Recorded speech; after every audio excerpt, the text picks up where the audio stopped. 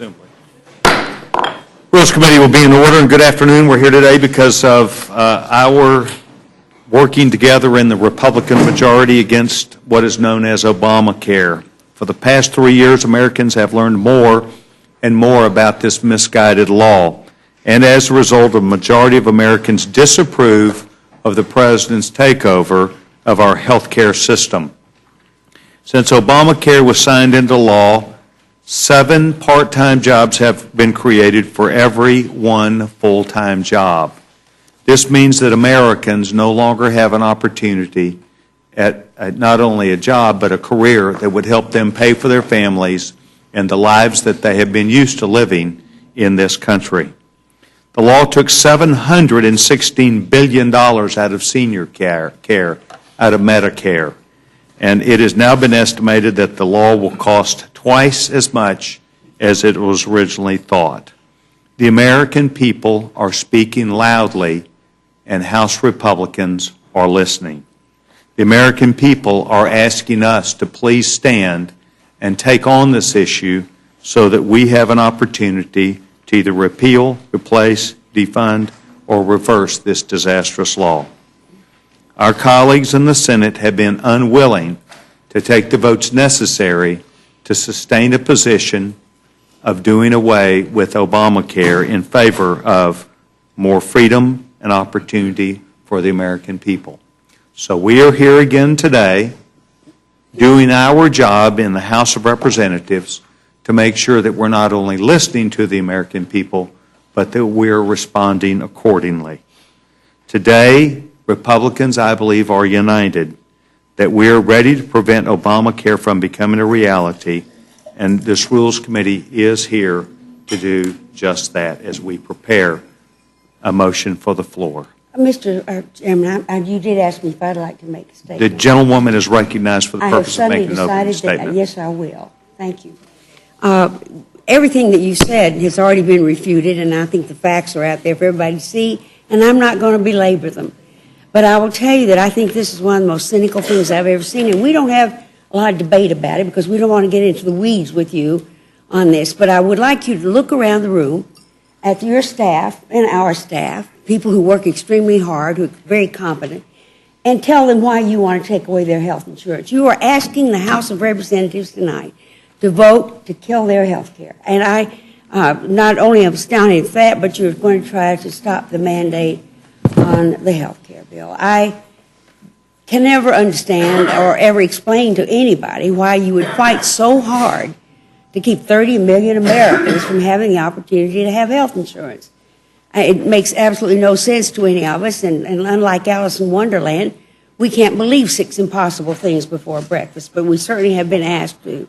So I'm very disappointed in what you've done here. You know it is not going to work. The Senate dispatched the earlier bill in, half an hour or more, a little bit less maybe.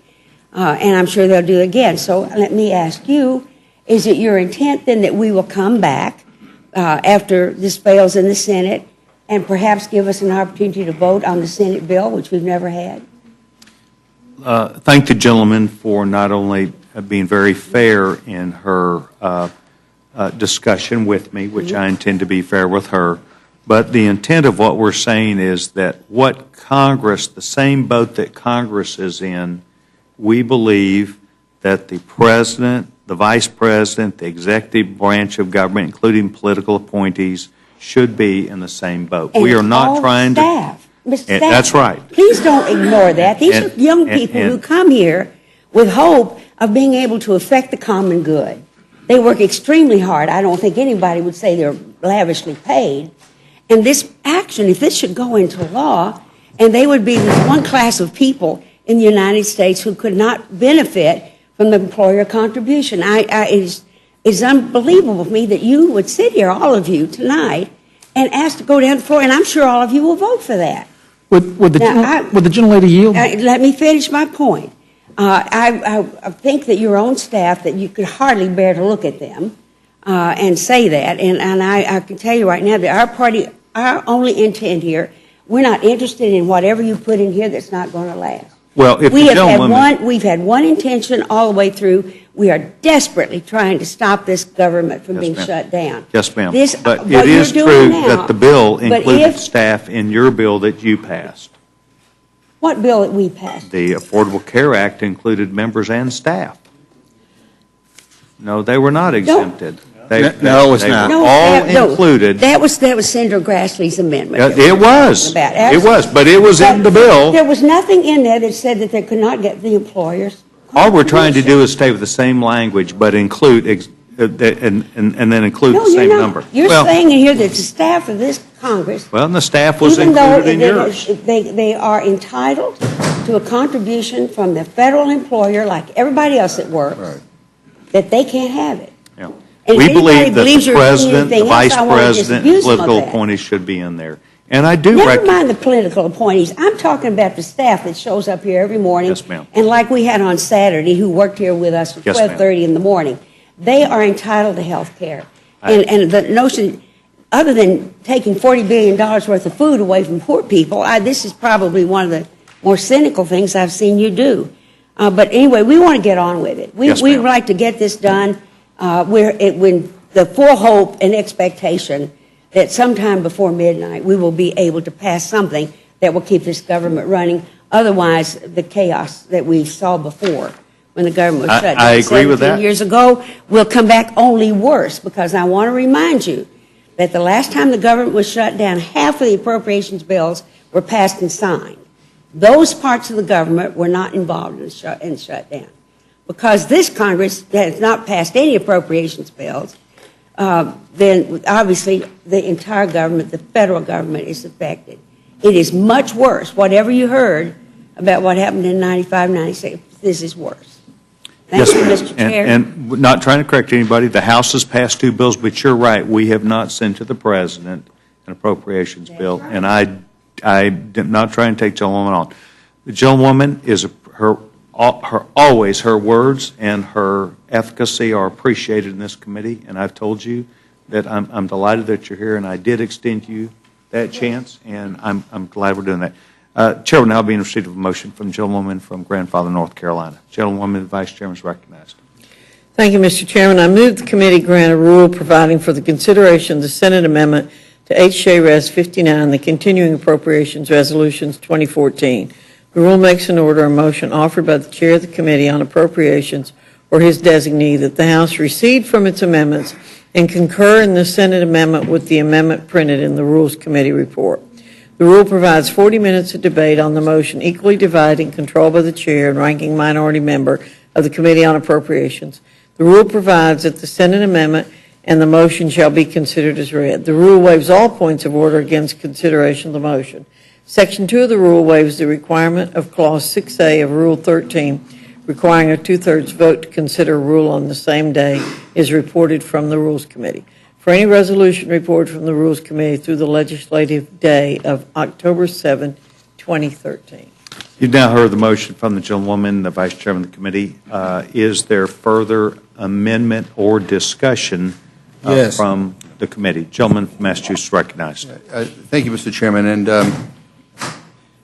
I just want to go back to a question that the ranking member had asked about whether or not we would have an opportunity to vote on what the Senate passed, which was a clean CR. Because it is clear already that what we're doing here today, and I know we're going to go through with it, is not going to succeed in the Senate, and the President is not going to support this. And, and we're, running out of time here. And you mentioned about what the American people want. Every poll that I have seen shows overwhelmingly that the American people do not want us to shut this government down. And yet we are getting perilously close to that moment where it will be shut down. And so I would, I don't get to sit on the secret meetings that you guys have to decide what's going to be in these bills. And I know you had a conference and you figured this latest configuration out here. But I would like you to pass on a message to your leadership. It's time for them to put their grown-up pants on and bring a CR to the floor that will pass the House, the Senate, and the President will sign, so we can avoid a government shutdown. And my question is there been talk about when this fails, whether or not there'll be a clean CR coming to the floor? The gentleman asked very pertinent questions, and questions which should be asked, and you're due an answer. I believe that what we're doing right now is moving to the floor this motion that will be approved by the Rules Committee. We will go to the floor. We will have a chance for myself and I assume Mrs. Slaughter to offer a full debate. Then there will be a discussion on the floor, and there will be 2 votes at least, and we will send that to the Senate. And then there's still hours left, and we will hope that there is a response that we can operate off of, and a single that we can agree with tonight. And I would urge all Rules Committee members to please continue to make themselves available, and I would ask that they do this throughout the night and would be available to come back on a moment's notice so that we can give notice and move forward. The Republican Party is not interested in a shutdown. We are interested in making headway and progress for the American people, and we're serious about it, and we're showing up. Well, I guess I just close by saying, enough of the gamesmanship. I mean, what we are doing here, what you are doing here, is moving us closer to a shutdown. Yes, this is not going anywhere in the Senate. The President's not going to sign it. This is dead on arrival, and so I think we're going to go through this exercise. I think it's a waste of time, but boy, I'll tell you, I don't know what your leadership is thinking, but this makes this place look even worse, if that is possible. Yes, sir. And I thank the gentleman for yielding. Well, as best I would tell you that while there is much debate about this, we are trying to do the things that we think are in the best interest of the American people. We've asked over 40 times for the President to become engaged in this. The American people understand a lot about this bill, and we're going to be faithful to the end. We are not about shutting down the government and do not want to do that, and I appreciate the gentleman and his comments. And the gentleman from Florida is recognized. Mr. Chairman, borrowing from the statement that you just made, if you're not interested in shutting down the government, and you know that the President would veto this measure as you have offered it here in the Rules Committee, and further you know that the Majority Leader of the Senate has indicated that he will not accept anything other than a clean CR, then what do you anticipate would happen when you do something like this, other than that the government would shut down? Well, first of all, I think that there can be an action or a reaction within the Senate, and I have stated that I will keep this committee on alert, and that we will be ready and available. And I will attest to, even if Father Conroy had a Bible right here, that the 4 of you are very honest and faithful about attending and would be here to the bitter end. Well, and we're going to work together, and we're going to try and find something, and that sometimes these things do come to the bitter end. And whether it's Florida and Florida State, or Texas and Texas A&M, or Baylor and Texas, it goes to the last play. And sometimes it goes to the last play in real life, and sometimes it does it in the political life of us, the life of our country. Right. And I would ask that you, and you are being very faithful to it, all 4 of you and all 9 of us are staying very calm in the midst of some very difficult things that we're dealing with. You are calm, and you have resolve. And your resolve is very important, and there are other people involved and the sins involved. So I'm not lecturing you, I'm encouraging you. And I'm saying to you, we're doing the right thing, we're trying to play this out. This is the Rules Committee. We're the last stop, or the first stop in this case, and then the last stop will be the floor. Right. And I would just ask that you, as we get closer to midnight, then that frustration level perhaps will be answered, and I would yield to the gentlewoman from New York. Mr. Chairman, I wasn't finished. Oh, excuse me, sir, I'm sorry. I did not mean to take that away. I had other questions that I would like to ask you. Gentleman's right. Louise, are you going to introduce the? Oh, I will. I'll yield to the gentlelady for purposes of an introduction. This is going to come as a surprise to absolutely no one, but this is a statement of administration policy. They strongly oppose this bill, the Senate act in a responsible manner on a short-term funding measure to maintain government functions and avoid a damaging government shutdown. The House of Representatives should pass the Senate-passed H.J. Res. 59 rather than propose an amendment that advances a narrow ideological agenda that threatens the nation's economy. By including extraneous measures that have no place in a government funding bill, the President's Senate have already made clear unacceptable. The House Republicans are pushing the government toward shutdown. The President, if presented with H.J. Res. 59 as amended by this amendment, would veto the bill. Thank you. And, Mr. Chairman, continuing, let me make a prediction for you. First off, we won't be back here tonight, largely for the reason, unless you choose to vote on a continuing resolution that is clear and clean, then the Senate has three options. One, they can accept your amendment, H.R. 59, and I would assume then that your one-year delay and you believe doing the right thing, I believe doing the wrong thing by precluding staff members. I don't mind about myself and the political appointees, but it's just patently unfair to have young people. I might add, you can cause a brain drain if this were to become law, because a lot of these kids would leave. I have 3 staffers that are on tap to leave, 2 that have given me their termination dates, largely because of their uncertainty. And as a matter of fact, what these young people have been told is to wait until mid-October for some reason or another before they will have clarity and certainty with reference to their insurance opportunities. Now then, the other thing that the Senate can do is strip it and send it back, and I would assume at that point we would be nearing somewhere at the end of the legislative day. You do have same day. You ought to do another same day so you can have every day be the same day. But insofar as the legislative time, you would run out at 2 a.m. in the morning. But that said, then the Senate could do nothing. And if they do nothing, then the government shuts down. And they don't have to react just because you sent something over there. Political gamesmanship at this point is unnecessary. And I would ask the chairman, if 17 years ago, you, Ms. Slaughter, and I, and Mr. McGovern were here when the government shut down, what did we gain? You as a Republican and me as a Democrat.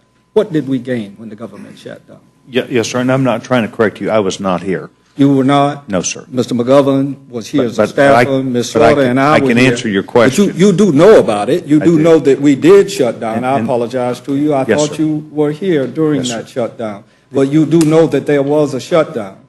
And I ask you, just as a gentleman from the Republican Party and me being from the Democratic Party, what do you think that America gained by virtue of that? Well, perhaps several things. One was that there was a party that would not put up with the status quo of spending more money than what we produced. Secondly, the answer is about an $80 billion agreement of less funding, less spending. And other than that, it was terribly difficult for people. And I believe the gentleman's recollection is as mine. It caused a lot of confusion. But the answer is that the American people knew that somebody was here to fight for them. I see. On that endeavor to save $80 billion. Yeah. Well, let me tell you what it's going. I yield back to the gentleman. Let me tell you what it's going to cost. For example, last week I received in my office, as did you, from our committee that deals with the responsibility of our staff, a 17-page document that had been prepared for what to do in case of a government shutdown. All over America, in government situations, from the military all the way back across the board, that kind of preparation has been going on when, in fact, the people could have been about the business of trying to prepare to do something in this country to create jobs, rather than us doing something that is going to render certain jobs nugatory. Even the Defense Department has alerted that even though everybody is essential, they're going to have to furlough people. So it's going to cost us roughly, depending upon how long you shut the government down, it's going to cost us around $150 million. Now, I can think of a lot of things in each of our congressional districts that $150 million would do, and I won't bother to go into it. I just think, Mr. Chairman, when you use terminology as you did, the majority of Americans, doing the right thing, the American people, let me tell you what America looks like to me. It's a 40-40 nation. 40% of them, generally, if left to their devices, would agree with you. 40% of them, if left to their devices, would agree with Ms. Slaughter, Mr. McGovern, Mr. Polis, and I. That 20% is an interesting phenomenon because that's where our battle will be in 2014 and 2016, inside that 20%. That 20% constitutes an interesting phenomenon in our country because inside that body is a group that don't give a happy hoot about what you, me, and nobody else does at all. But I can assure you that most of them who are the majority in that 20% will be looking at our actions. And it's not a question of who is at fault. I've said to colleagues of mine, a whole lot of people are going to lose their elections on both sides by virtue of the diminished respect that we have caused here in this institution. That said, I think you've lost your collective minds. And there's no question but that we are in the theater of the absurd. We are no longer legislating. We are gaming the system. And for you to let one little group of people in your party make the decision that they're going to cause this government to shut down, then I think, as I said on the floor, that that's not democracy, that's mobocracy. And that's how Jefferson referred to the old Whigs when the Whigs were having their party with the other Whigs, sort of like you're having. It's a sad day for America. It's a sad day for that 40% that agree with you and the 40% that agree with me, Mr. Chairman. Somewhere along the line, we should be able to reconcile our differences, and we are not doing that, and we do so at our peril. Thank you, Mr. Chairman. Judge Hastings, thank you very much, not only for your comments, but your genuine nature. Without correcting you, I would like to say it is not us shutting down the government yet. We are responding legislatively in an appropriate way, and I will hope that there will be the people who really do negotiate in this between the House and the Senate and the President, that there will be some commonality. And you and I both know that you have this prestigious position, as I did when I sat in your chair just a few short years ago, of being able to allow our legislative agendas that we have, whether they be Republicans or Democrats, to come forth from our party. I am a representative of our party. I am a member of Republican leadership. I do have wide latitude in many things which I do. But one of the things which I will do and say is that I represent a party that does believe that we are trying to do the right thing. And in doing that, I give you great respect for disagreeing with that. Is there further discussion at all? Is there further discussion from any member who wishes to be heard? The gentleman from Florida, Mr. Webster, is given the time. Thank you, Mr. Chairman. I just want to make the comment that there is a thought that somehow, some way, that we as members of Congress would be treated differently, and in some ways people would be denied their health care coverage, which is not true. The average small business out there, like my family business, has a choice to make. One of those choices is to allow our employees to go out on the exchange and buy their health care insurance. They can do that. That's exactly what we as members of Congress were told to do in the bill until there was an unconstitutional decision made to circumvent that law. We were to do that. What it does say is that if an employer allows that to take place, that employer can in no way subsidize that coverage. So millions and millions and millions of citizens of this country are going to be put into that situation where their employer is not able to provide for the health care. They're going to be sent out onto the exchanges, but that employer is barred from giving any kind of subsidy at all. That's exactly what the law said about the Congress. We would have to go out and buy our policies, and now we're saying it for the president too. I don't blame him for vetoing it because I wouldn't want to be put on Obamacare either. So we have to go out and buy our policies on the exchange, and if we followed that law that was passed, we would not be able to get the government subsidy, just like millions of others are going to do. So this is nothing new. This is being exactly like everyone else. No special treatment. I yield back. The gentleman yield? Gentleman yields back his time. Gentleman, Mr. McGovern's recognized. I just want to point out that the Republican author of this amendment, of the provision you're talking about, Senator Grassley, said it was not his intention to have the federal government not being able to help, as the large employer, be able to help provide a subsidy to people who work on the Hill, staffers, like a lot of other businesses do, big businesses and small businesses who provide health care. What you're doing here is taking this one step further and actually treating staff people differently. Look at it. For me, I don't care how much you want to beat up on members of Congress. I mean, we go through this kind of, self-loathing exercise every year to tell everybody how bad we are and all that kind of stuff. That's one thing. It's the people who work here. The people who work here, who believe that public service is an honorable profession. What you are doing here, I mean, I don't think this is going to, I think the Senate's going to reject this, but the signal you're sending to people here is that it's okay for them to become political pawns. And I want to agree with the gentleman from Florida and with the gentlelady from New York. It's just a lousy thing to do. I get all the politics of it. Let's get on with this and move it. But I said your leadership needs to put on their grown-up pants and actually pass a continuing resolution that will not only pass the Senate, but the President will sign and will keep this government running. That's what our focus should be right now. So we can have this debate on the floor, go through this game, but we all know what's going to happen. It's going to come right back to us. And I think the sooner we get this over with, the better. I thank the gentleman for yielding. The gentleman yields back his time. Gentleman, Chairman Cole, gentleman's recognized. Thank you very much, Mr. Chairman. And I sympathize a great deal with what some of my friends say about the staff. I do. I think your motivation is without question the right one, and I think in some senses they are very much innocent bystanders in this process.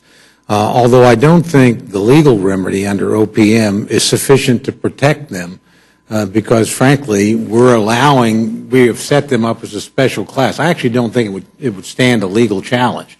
The better thing is to get rid of this and to go back and fix it according to regular order, which I hope we can do, and I would look forward to working with my friends on.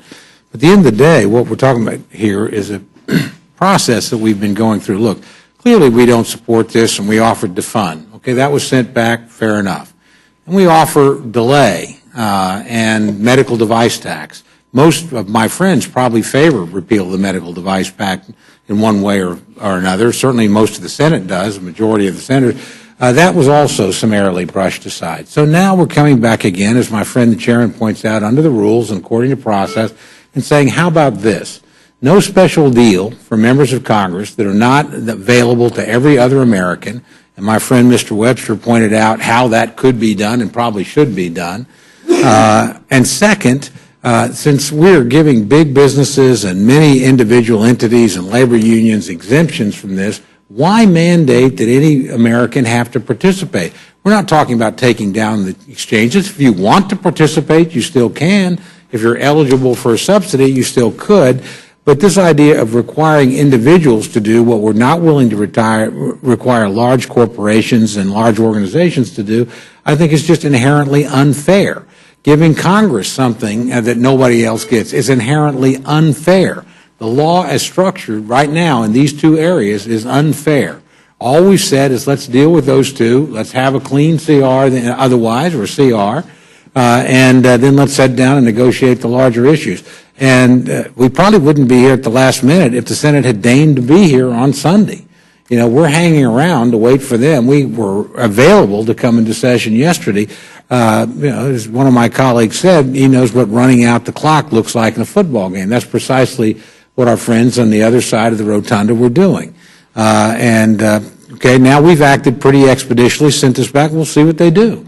And I have no doubt that we'll continue that way. But I agree with my friend. I hope we can avoid a government shutdown. I really do. I don't think it's productive. I've made that abundantly clear. But I also don't think that it's right to defend Congress having something that other Americans can't have and that individuals have obligations that corporations and organizations don't. I think that's the essence of the debate. With that, I yield back, Mr. Chairman. Gentleman yields back his time. Does anyone seek further opportunity? The gentleman from Colorado is recognized. Thank you. I hope that we can get through this process and ensure that the basic federal services that people need are available. I'll just respond briefly to the gentleman, Mr. Cole, who you said, something like the medical device tax. I support its repeal. There's a Democratic bill where we pay for it by getting rid of oil and gas industry loopholes that cost taxpayers over $40 billion. I'd also, be willing to look at it with different pay-fors that might be mutually agreeable.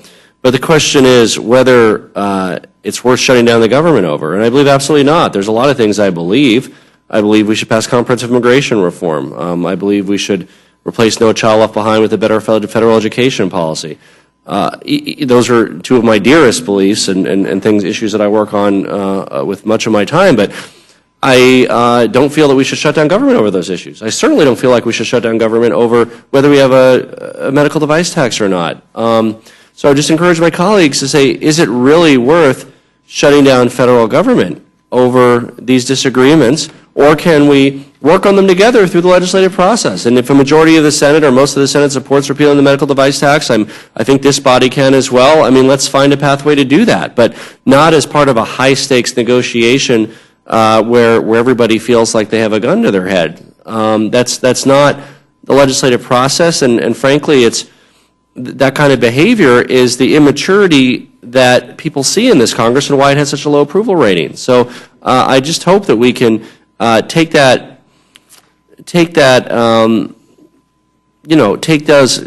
away and just say, let's work on what we can agree on. If we can agree on repealing the medical device tax, we probably can if the Senate and the House agree. Let's do it.